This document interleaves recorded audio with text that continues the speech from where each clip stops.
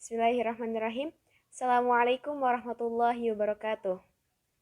Innal hamdalillah nahmaduhu wa nasta'inuhu wa nastaghfiruh wa natubu ilaik wa na'udzu billahi min syururi anfusina wa min sayyiati a'malina may yahdihillahu fala mudhillalah wa may yudhlil fala hadiyalah.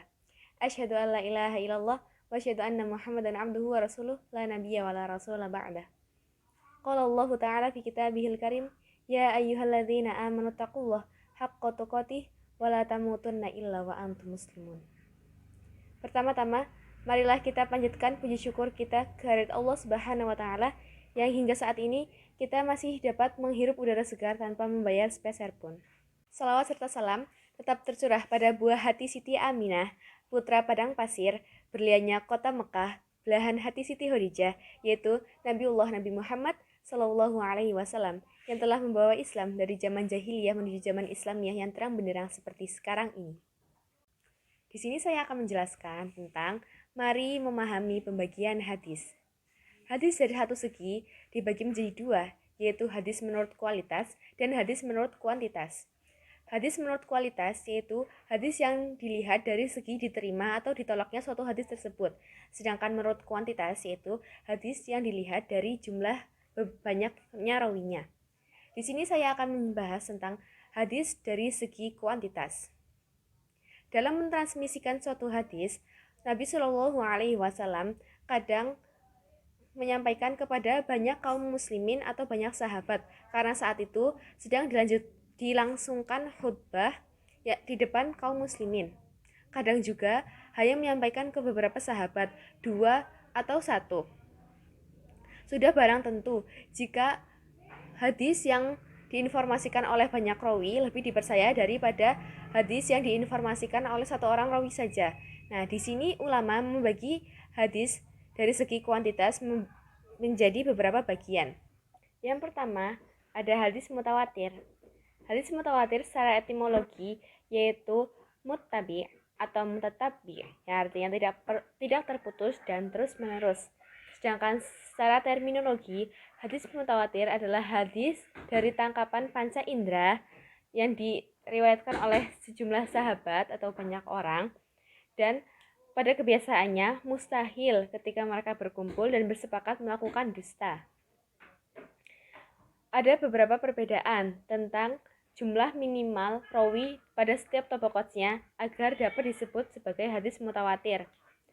Menurut Abu Ghaib berpendapat bahwa hadis dapat dikatakan mutawatir jika sekurang-kurangnya ada 4 orang rawi pada setiap tabaqatnya.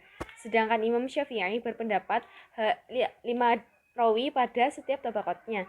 Sedangkan ada yang berpendapat 20 orang rawi pada setiap tabaqat atau juga ada yang berpendapat 40 orang rawi setiap tabaqat. Hadis mutawatir sendiri dibagi menjadi 2, yaitu hadis mutawatir lafzi dan hadis mutawatir makna. Hadis mutawatir lafzi yaitu hadis yang redaksinya dan maknanya sama antara satu rawi dengan rawi yang lainnya. Sedangkan hadis mutawatir makna yaitu hadis yang redaksinya beda antara rawi satu dengan rawi yang lainnya. Akan tetapi kandungan dan makna hadisnya sama. Nah, ahli hadis berpendapat bahwa tidak boleh ada keraguan ketika kita mengambil hadis mutawatir ini, seperti halnya kita mempercayai adanya air, api, angin, jiwa yang tak perlu dikaji ulang kembali. Karena hadis mutawatir ini disebut juga hadis qat'i atau hadis yang pasti. Selain hadis mutawatir, ada juga hadis ahad. Hadis ahad adalah hadis yang diriwayatkan oleh 1, 2, 3 orang rawi atau lebih, tetapi tidak sampai pada derajat mutawatir. Sebagian ulama hadis berpendapat bahwa hadis ahad tidak dapat dijadikan sebagai hukum dari masalah akidah, tetapi sebagian ulama lagi berpendapat bahwa hadis ahad wajib diamalkan apabila telah memenuhi standar kesahihan yang telah disepakati. Hadis ahad sendiri dibagi menjadi 3, yaitu hadis masyhur, hadis aziz, dan hadis gharib. Yang pertama, ada hadis masyhur. Hadis masyhur didefinisikan sebagai hadis yang diriwayatkan oleh 3 orang rawi atau lebih tetapi tidak sampai pada derajat mutawatir.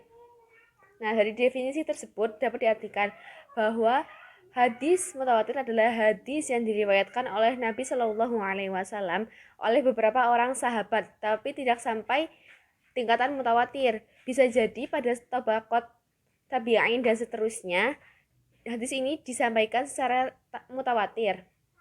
Dari segi tingkatnya, hadis ini adalah hadis yang paling tinggi, yaitu hadis yang paling dekat dengan hadis mutawatir. Hanya saja pada satu tabaqat rawinya tidak memenuhi syarat untuk menjadi derajat mutawatir. Yang kedua, ada hadis aziz. Hadis aziz adalah hadis yang diriwayatkan oleh dua orang rawi. Nah, di sini hadis aziz dapat dikatakan sebagai hadis aziz apabila yang pertama, yaitu ada dua orang rawi pada setiap tabaqatnya, atau ada dua orang rawi pada setiap tabaqatnya, sedangkan pada tabaqat lain terdapat 3 orang rawi atau lebih. Nah, yang ketiga, di sini ada hadis gharib. Gharib secara etimologi dari kata ghuraba yaghribu yang artinya asing atau menyendiri.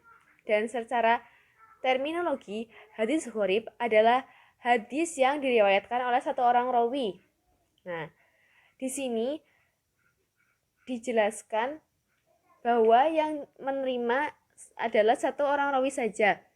Hadis gharib sendiri juga dapat dikatakan sebagai fardun, yang artinya sendiri. Menurut satu ulama, kata gharib dan fardun itu adalah sinonim. Tetapi menurut ulama hadis lainnya, fardun itu lebih menjorok kepada hadis gharib mutlak, sedangkan gharib sendiri lebih menjorok kepada hadis gharib nisbi. Pembagian ini sesuai dengan kategori-kategori hadis gharib. Yang pertama, hadis gharib mutlak, yaitu hadis gharib yang kegharibannya terdapat pada asal sanadnya, yaitu hanya satu orang sahabat yang merawikannya. Yang kedua, ada hadis gharib nisbi.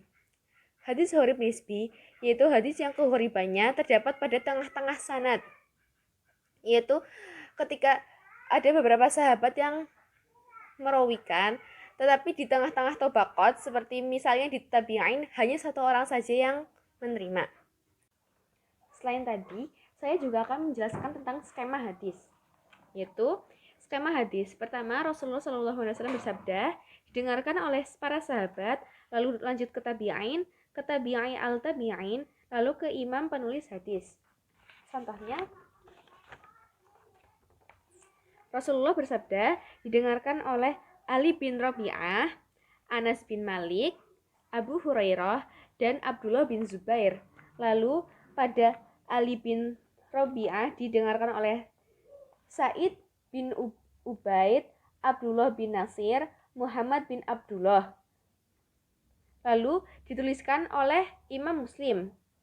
Ada lagi dari Anas bin Malik. Anas bin Malik didengarkan oleh Abdul Aziz, turun ke Ismail, turun ke Zubair bin Harb, turun ke ditulis oleh Muslim. Lalu ada Abu Hurairah, turun ke Abu Sholih, lalu ke Abu Husain, ke Abu Awamah, lalu ke Musa. Di Abu Awamah juga ada yang dituliskan langsung oleh Imam Muslim, ada yang turun dulu ke Musa baru ke Imam Bukhari. Lalu di sini juga ada Abdul Haris turun ke Abu Muammar, Abu Muammar dituliskan oleh Imam Bukhari. Selanjutnya yang di bagian Abdullah bin Zubair didengarkan oleh Amr bin Abdullah, turun ke Jami bin Sadam, turun ke Syubah, lalu ke Abdul Wahid, lalu dituliskan oleh Imam Bukhari. Untuk lebih jelasnya,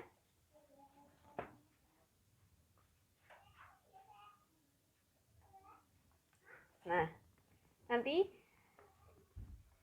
jadi kurang lebihnya begini. Nanti kalian juga bisa nyari di Google tentang skema hadis. Banyak terdapat skema-skema di sana.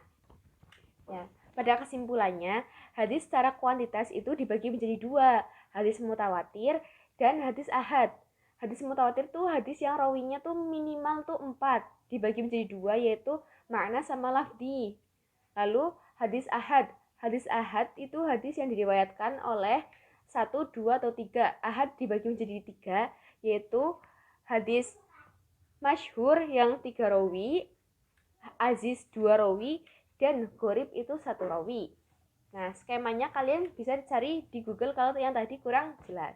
Mungkin cukup sekian yang dapat saya sampaikan. Kurang lebihnya saya mohon maaf, karena kesempurnaan hanyalah milik Allah semata. Syukur ala husni ihtimamikum. Walang afu minkum. Jazakumullah khairan. Wassalamualaikum warahmatullahi wabarakatuh.